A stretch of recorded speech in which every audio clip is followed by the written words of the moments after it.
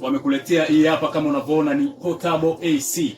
Portable AC ikiwa na maana hauna haja ya kutoboa ukuta, hauna haja ya kufanya chochote. Wewe ni kuweka kwenye umeme na kuweka ili nje, au unaweza kuweka dirishani au kaweka kwenye mlango, ili mradi itoe hewa ya nje, hewa ya joto, na ingize hewa safi ndani. Hii haina haja ya kutia maji. Napomaanisha haina haja ya kutia maji, maana yake hii sio air cooler, bali ni portable AC. Ni AC ya kawaida kama unavyoiona, ikiwa na maana ina uwezo wa kupoza chumba kwa ukubwa wa square mita 20 hadi 30. Kama unavyoona hapa, una uwezo wa kuongeza speed, wa kuongeza degree kama unavyoona. Utaipata dukani kwetu. Je, joto limeongezeka? Usihangaike tena. Tunakuletea AC ya kubebeka, yani portable air condition. Mashine ndogo yenye nguvu kubwa ya kukupa baridi na haraka na ya uhakika.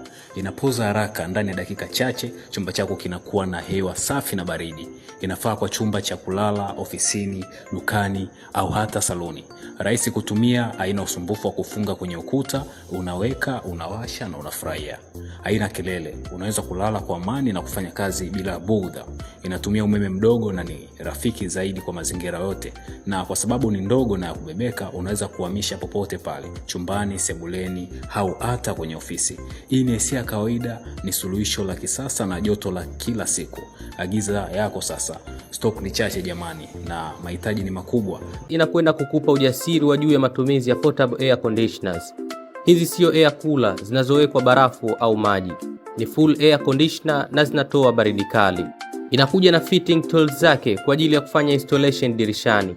Inakuja na pipes mbili, moja kubwa kwa ajili ya kutoa hewa nzito kuelekea nje na pipe ndogo kwa ajili ya kumwaga maji.